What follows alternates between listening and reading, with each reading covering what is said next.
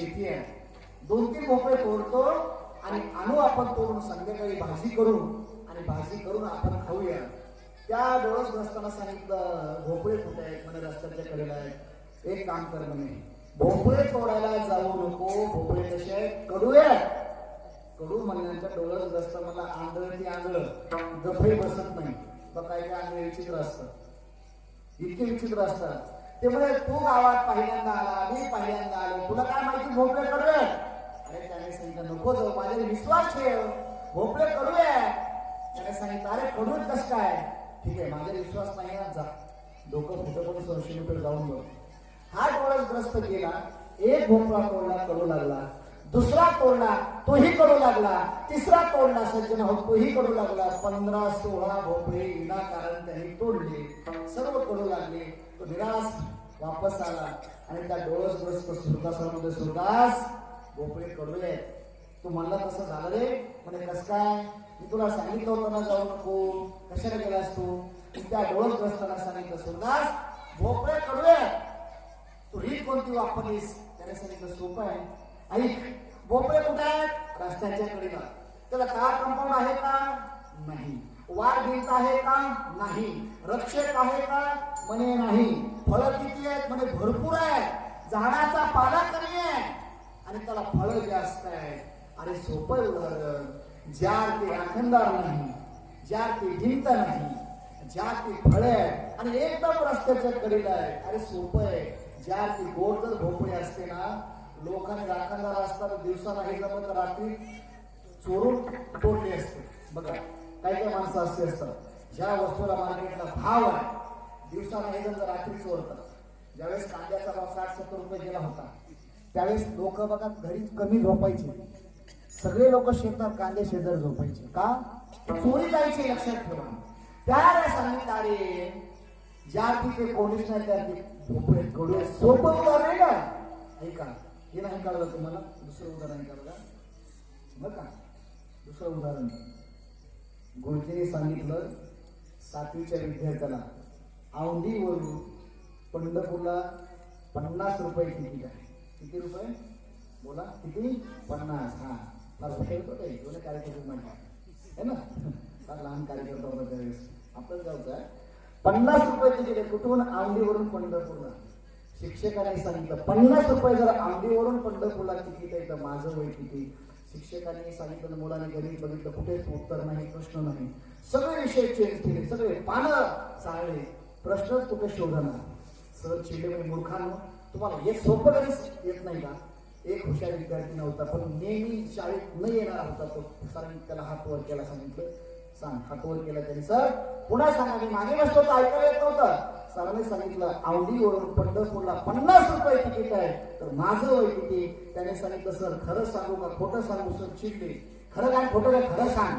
त्याने सांगितलं सर पुन्हा प्रश्न करा मला ऐकायला येत नव्हतं मागे. सरांनी सांगितलं हे बघ औंधीवरून पंढरपूरला 50 रुपये तिकीट आहे तर माझं वय किती. त्याने सांगितलं सर तुमचं वय 42 वर्ष आहे. सरांनी सांगितलं एकदम करेक्ट एकदम करेक्ट 42 वर्ष आहे. वा असा विद्यार्थी असावा. स्तुती करू लागली. स्तुती करता करता सरांनी सांगितलं बाळा सांग रीत कोणती वापरली. त्याने सांगितलं सर सोपं आहे. माझा भाऊ सांग पडायला वाशी मार्केट सेक्टर 17ला राहतो. तो जरा हाफ मॅड आहे त्याचं 21 वर्ष वय आहे आणि तुम्ही जरा फुल मॅड आहे तुमचं किती वय 42. रीत सोपी ना. तसं त्या डोळसग्रस्तांना सांगितलं सुरदास रीत कोणती वापरली. अरे सोपं आहे. ज्या की राखणच कोणी नाही भोपळे कडू आहे. तसं तुकोबरा सुद्धा या अभंगामध्ये रीत वापरताय. महाराज धन्यता कशाला देताय कशाच्या आधारे देताय तर महाराज धन्यता मानणार कशाला तर अभंगाचे पहिले चरण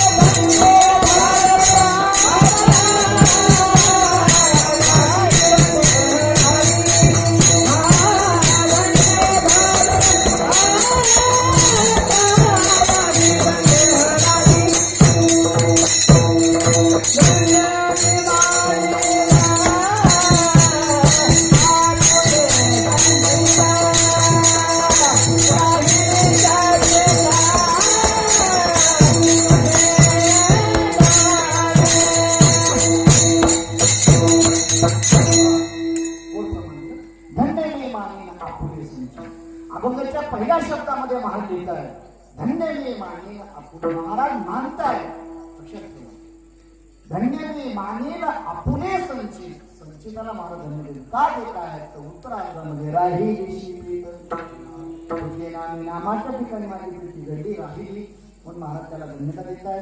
मग विशेष काय तुम्हाला महाराज बसल्या बसल्या डोकं चालवणार तुम्ही यात विशेष काय आहे? नामाच्या ठिकाणी प्रीती करायची, नामस्मरण व्हायचं आणि त्याला धन्यता द्यायचा. विशेष काय आहे बघा, आपली विशेषता वेगळी जीवाची. आपण धन्यवाद कोणाला देतो? एखाद्या माणसाला एखादं पद प्राप्त झालं त्याला धन्यवाद देतो, एखादं पारितोषिक मिळालं त्याला आपण धन्यवाद देतो. अजून सांगू तुम्हाला, आपली स्तुती आहे, स्तुती कोणाला आवडते?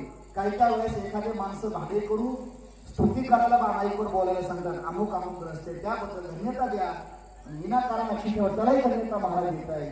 तर महाराज सांगतात आम्ही लौकिक धन्यता मानायला तयार नाही. महाराज कशाच्या आधारे कोणाला म्हणतात तर राही दिशी प्रीत तुझी नामी, नामाच्या ठिकाणी प्रीती जळली राहिली. महाराज संचिताला धन्यता देत आहे. तुम्ही म्हणा महाराज कोणा विधान करतोय? नामस्मरण मुखाला येण्याचं आणि धन्यता देण्याचं कार्य कारण संबंध काय? लक्षात ठेवा. मी पुन्हा सांगेन बघा, तुमच्या माझ्याकडनं बाकीच्या गोष्टी सर्व होतील, पैसा गेला पैसा कमवता येईल. लक्षात ठेवा, काही गोष्टी आहेत पुनर्विक्रम पुनर्विक्रम पुनर्भार्या पुनर्मही येतच सर्व पुनर्नगर पुन्हा पुन्हा हा पाच गोष्टी पुन्हा करता येतील. तर महाराज सांगतात ऐका, नामस्मरण अशी एक गोष्ट आहे, पुन्हा पुन्हा पुन्हा गोष्टी करता येतील, पण नामस्मरण आपल्याकडनं पुन्हा पुन्हा होणार नाही. आणि अजून मला पुढचं सांगायचं आहे, तुमचं एवढं भाग्य आहे की कीर्तन श्रवण करण्याकरता सुद्धा भाग्य लागतं, कीर्तन सांगायला सुद्धा भाग्य लागतं, सत्कर्म करण्याकरता सुद्धा भाग्य लागतं. मला अजून पुढचं सांगायचं आहे की तुमच्या आमच्या जीवनात सर्वात महत्वाचं आहे. तर महाराज सांगतात तुमचं आमचं भाग्य आहे की पहिला नरदेह तुम्हाला आम्हाला मिळालाच नाही तर परमात्म्याने जिवंत आपल्याला ठेवलं, जिवंतच नाही तर ऐका परमात्म्याकडून आपण परमात्मा नामस्मरण करून घेतोय. अजून मला पुढचं सांगायचं आहे, जीवनामध्ये सगळ्या गोष्टी पुन्हा करता येतील, पण एक पुराण मला उदाहरण सांगायचं अतिशय महत्वाचं आहे आणि मला सेवा समाप्त करायची आहे. महाराज सांगतात तरीच नामची व्हावी येईल श्रीरामाची. एकदा तुमच्या मुखाला नामस्मरण येण्याकरता सुद्धा भाग्य लागतं बरं. हा सत्ता एवढं सोपं समजू नका की सत्ता म्हणजे टाइमपास समजू नका.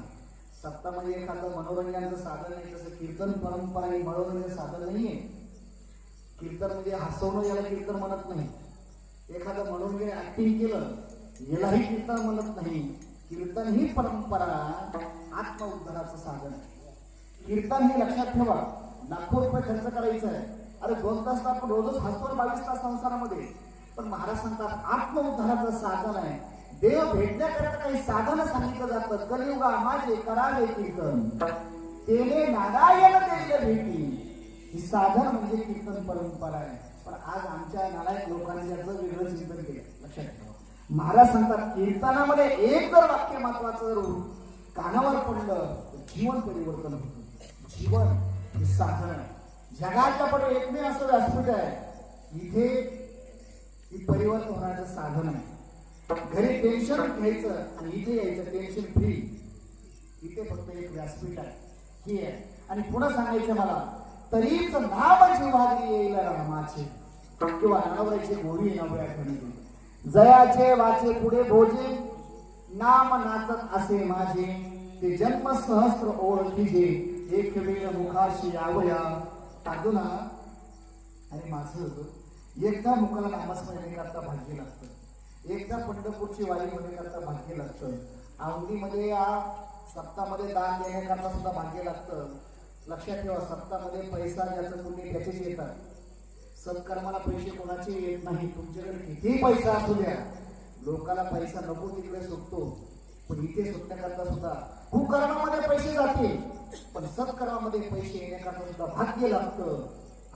नको तिकडे पैसे जातील, पण अन्नदानामध्ये ज्ञानदानामध्ये पैसे येण्याकरता सुद्धा भाग्य लागतं. गोवा कोणाचंही काम नाही. तसं मुखाला नामस्मरण करते. मला उदाहरण सांगायचं बघा, ज्ञानोबाची गोड होईल. एक उदाहरण सांगायचंय, सिद्धांत आहे बघा. एक ग्रस्त आहे, एक ग्रस्त कधीच आयुष्यामध्ये सत्कर्म करत नव्हता. आता गावात सांगताय कधी श्रवण नाही, कधी गावचे लोक वारीला चालले, कधी वारी नाही, गावचे लोक तीर्थयात्रेला चालले, कधी तीर्थयात्रेला नाही. आयुष्यभर काम काम करायचं आणि वयाच्या 85 वर्षी आजारी पडला. आजारी पडल्यानंतर मुलाने या डॉक्टरकडे नेला, ऍडमिट केलं. 2-2.5 लाख रुपये घातले.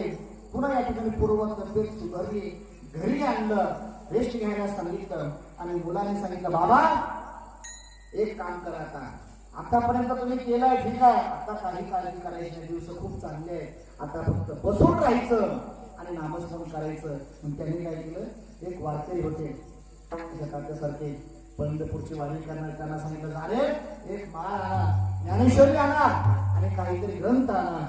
त्याने ग्रंथ आणले, ज्ञानेश्वरी आणली, माळ आणली.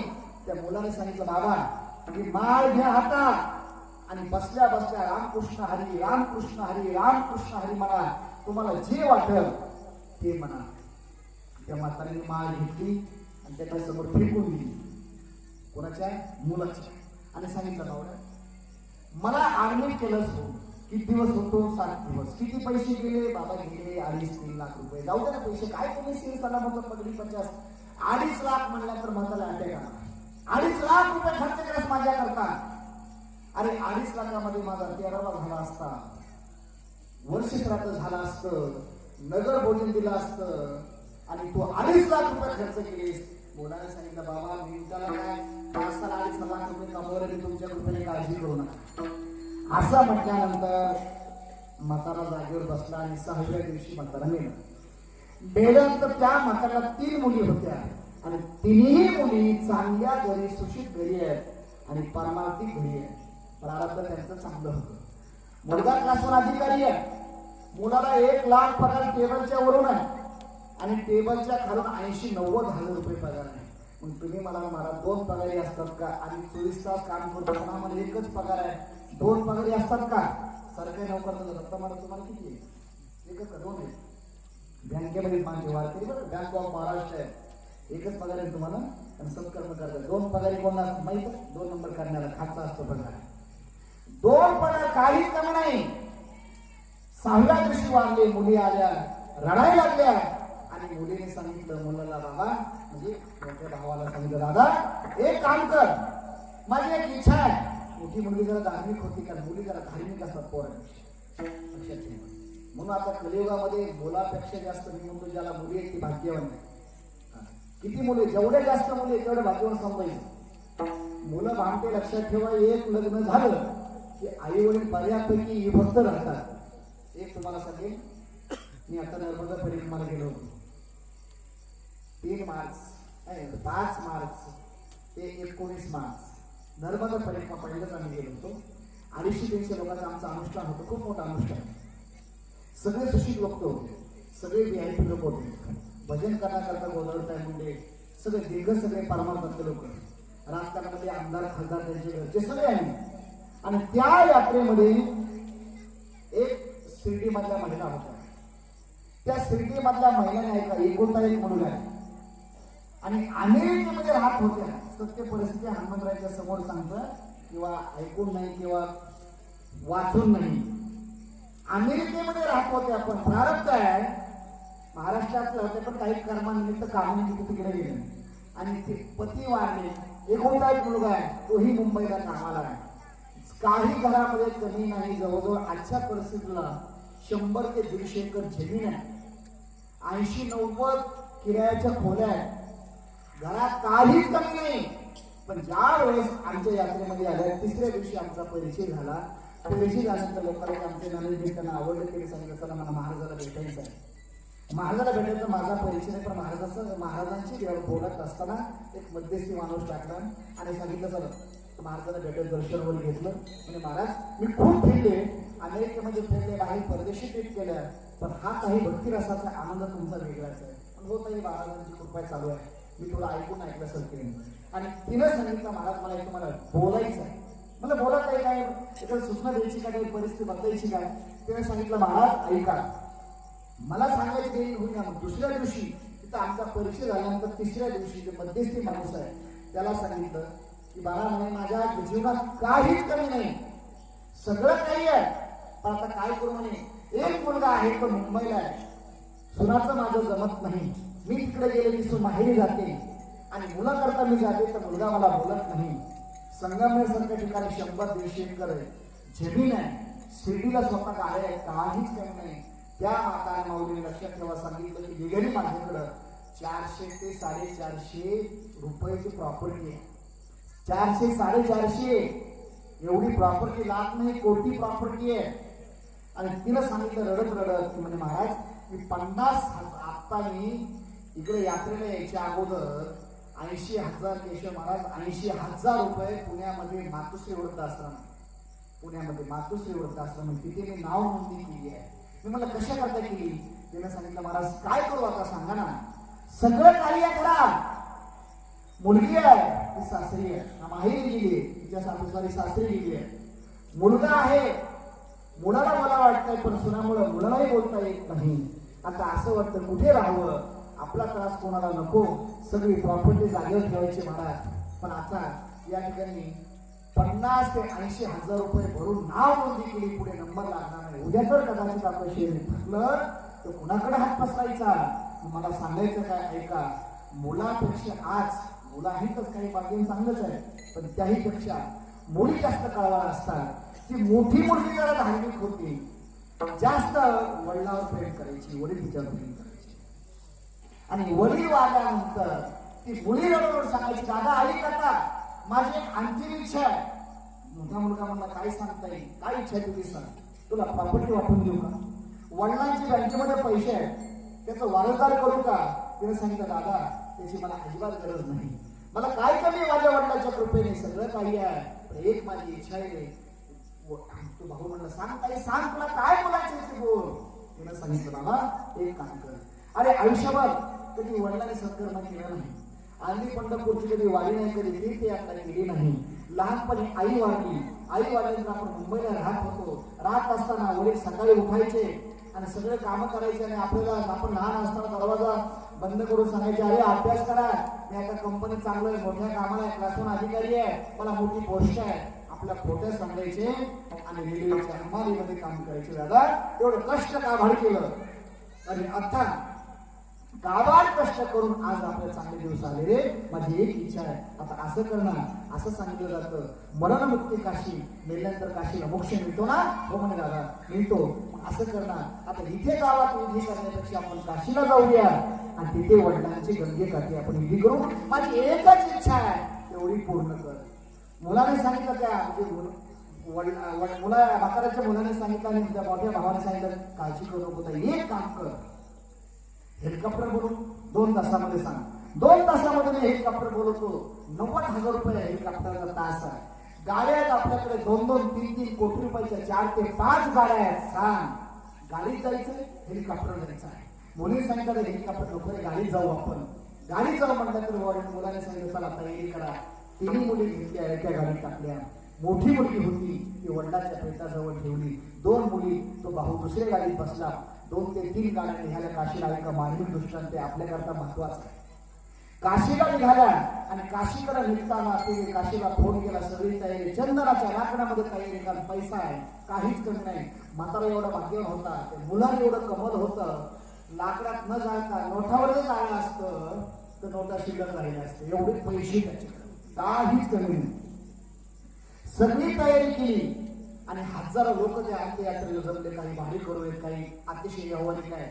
सगळे लोक जमले आणि जमल्यानंतर गाडी काशीकडे निघत असताना रस्त्यामध्ये थंडीच्या दिवसात ड्रायव्हर विश्रांती करता हॉटेलमध्ये थांबला म्हणजे थंडी वाजल्यामध्ये थंडीने व्याकुळ आहे माणूस.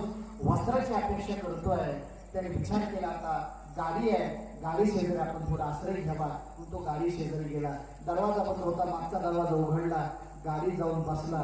त्याला वाटलं कोणीतरी झोपलंय. त्याचा अंगावरचं वस्त्र काढून त्याने सांगितलं राम राम श्याम श्याम केला.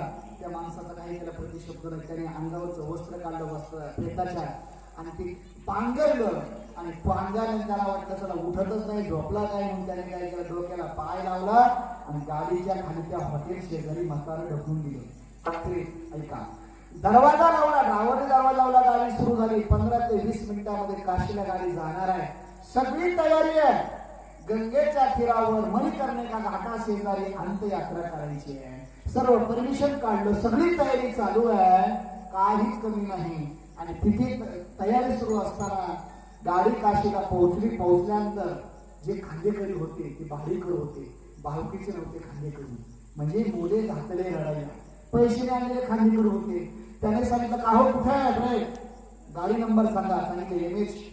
गाडी सांगितली आणि गाडी सांगितल्यानंतर दरवाजाजवळ गेला. दरवाजाजवळ गेल्यानंतर दरवाजा उघडला. त्याच खांदेकरांनी जिवंत माणूस दिसला. जिवंत माणूस दिसल्यानंतर ते पळत आला आणि सांगितलं हो काशीमध्ये आम्ही मेलेल्या माणसाची अंत्ययात्रा करतो. जिवंत नाही.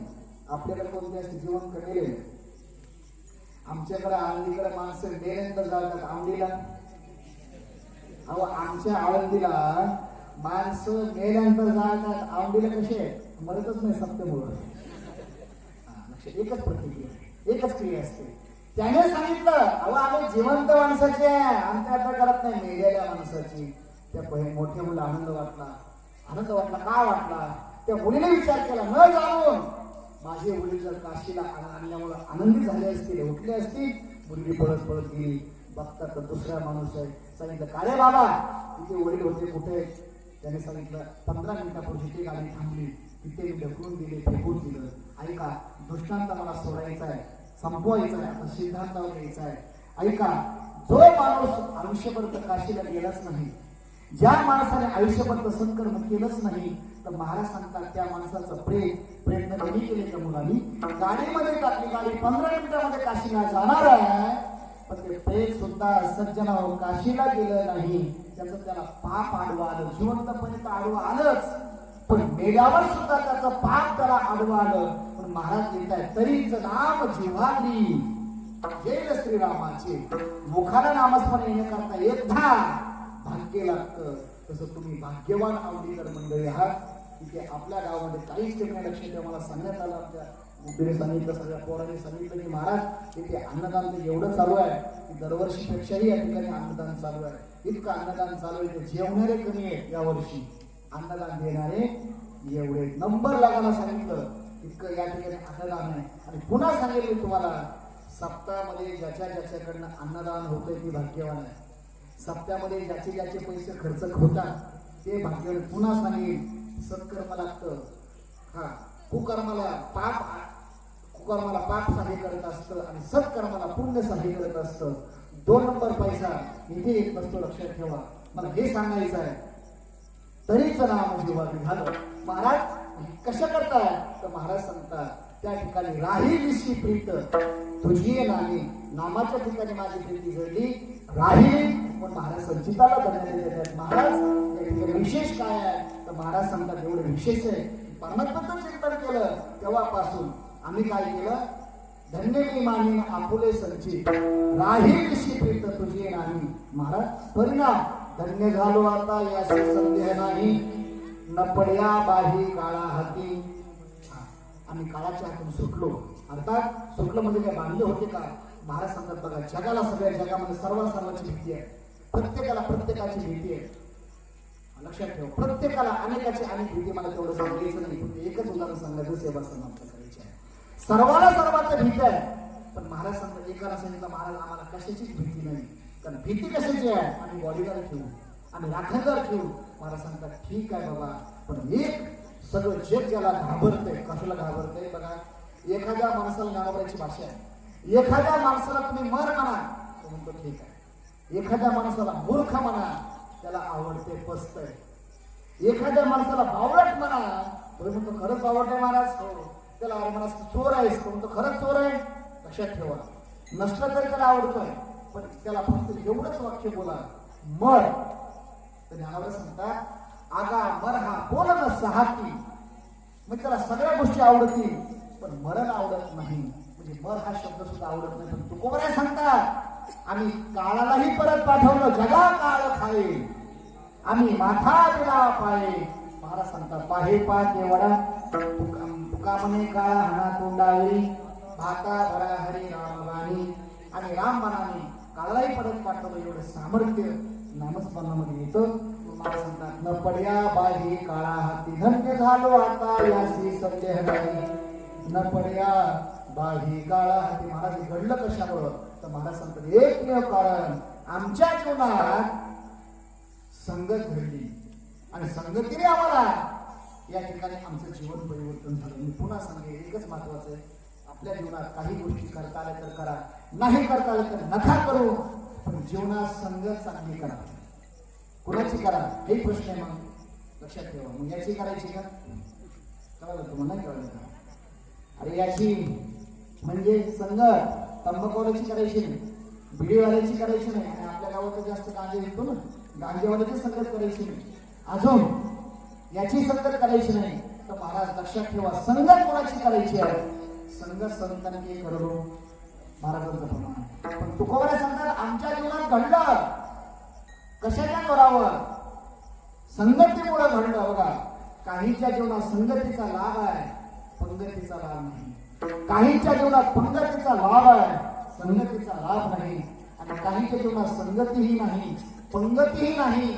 आणि काहींच्या जीवनात संगतीही प्राप्त आहे पंगतीही प्राप्त आहे. तर महाराज सांगतात आम्हाला ब्रह्मरस करू भोजना पंगती. संतांची संगती सर्व काळ आम्हाला ब्रह्मरस सेवन करायला मिळाला. लक्षात ठेवा संसारिक माणसाला लक्षात ठेवा संसारिक माणसाच्या जीवनात विचार केला तर महाराज सांगतात आम्हाला विषयाची संगती आहे. आम्हाला विषयाची संगती आहे आणि भोग हे आमचे व्यसन आहे. तर महाराज सांगतात ते नाही तर ब्रह्मरस करू भोजना संगती. चांगल्या लोकांची सहवास घ्या चांगल्या लोकांची संगती करा. महाराज सांगताय परिवर्तन होतं. काहींच्या जीवनात नुसत्या पंगतीत बघा आता 7 दिवस झाला आपल्या गावामध्ये पंगतीचाही लाभ आहे आणि चांगल्या लोकांचं ऐकायला मिळत आहे याच्या सुद्धा संगतीचा लाभ आहे. किती संगत आहे? महाराज सांगतात पत्ते नाम विठोबाचे ब्रह्मरस रसाचे प्रकार आहे. मग ब्रह्मरस करून भोजना पद्धती. रस कोणता तर महाराज सांगतात बघा काही लोक म्हणजे रस कोणता आता बरेच रसाचे प्रकार चालू आहे. आंब्याचा रस आहे ऊसाचा रस आहे मिनिटाला ज्यूस रस आहे. आता मग दिल्लीमध्ये बघितलं आपण तिकडे आपण मग कोणता ज्यूस घेतला सरबत ज्यूस घेतला होता. या ठिकाणी दिल्लीत यावर्षी बघा इतके आनंदानं 2-2 तास 3-3 तास आपल्याला दिल्लीत तयारी चालू होती. मग तो एक रस आहे. पण महाराज सांगतात आम्ही रस घेतो आपल्या काही माणसं रस घेतात बरं दत्त महाराज. 5:30 वाजले की रस घेतात आणि 6:30 वाजले की त्याला 60 फुटाचा रस्ता पुरत नाही. ते रस नाही ते रस घालण्याकरता आपण नाही मला ते रस सोडण्याकरता सत्ता आहे. सत्ता म्हणजे आपलं जीवन परिवर्तन होण्याकरता आहे. म्हणून संगत चांगली करा किती करा किती संगतीचा परिणाम होतो लक्षात ठेवा. सजीवावर होण्यात विशेष काय निर्जीवावर सुद्धा संगतीचा परिणाम होतो. अरे माझे ज्ञानोबा भिंतीवर बसले ज्ञानोबाच्या सहवास एका भिंतीला लागला चालली जड भिंती. लक्षात ठेवा ज्ञानोबाचा सहवास लाभावं तर भिंतीनं चालावं. ज्ञानोबाचा सहवास लाभावं तर रेड्याने बोलावं. हा संगतीचा परिणाम आहे. आणि ज्ञानोबाचे अक्षर कानावर पडले तर आपला उद्धार होतो. ही संगत महत्वाची आहे. मग महाराज सांगतात आपलं भाग्य आहे की आमच्या जीवनात संगतीही मिळाली आणि पंगतीही मिळाली. बरोबर असं करून भोजना पंगती संतांची संगती. सर्व काळ चांगल्या लोकांचा सहवास करा, चांगलं सत्कर्म करा.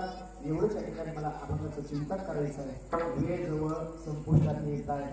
तत्पुरी बोलायचा मोह मला आवडणार नाही. तर किती मला बोलता येईल, पण किती बोलण्यापेक्षा बोलणं किती हे महत्वाचं आहे. एकदा संप्रदायाचे नियमानुसार लोकांना समाधी लागायच्या अगोदर म्हणजे डोळे उठवा त्यांना. आपण कुठे समाधी लागते थकलेले माणसं असतात आणि भाग्यवान आहेत तुम्ही. पावसामध्ये म्हणून घालायला गेलो. एकदा सर्वांनी एकदा परमात्म्याचं अभंगाचं आपण चिंतन केलं. वारकरी संप्रदायाच्या नियमाप्रमाणे एकदा सर्वांनी एकदा हातावरती करायचे, फोटो लावायचे मंदिरात. बरं का बरेच फोटो कमी झाले जातात. सर्वांनी महिला मंडळ पुरुष आळस न करता फोटोग्राफर बाबर भेट आले का? ओके चला फेसबुक कोणता राहील चालू तुझं? ऋषी कोडक नाव.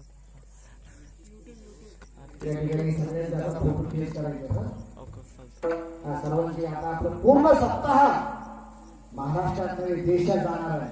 फेसबुक पेजवर ऋषी कोडक ऋषी कोडक सर्व करायचं. बस सगळ्यांचं सर्व दिले आवाज करू नको. एकदा हातावरती करा सर्वांनी आपला सप्ताह नियोजन. सर्वांना दिसणारा देशभर टाळकऱ्यांच्या टाळाचा आवाज कमी, पापाचा फक्त टाळ्या जरी इतका जोरात सर्वांनी आळस न करता विठोबा रखोबा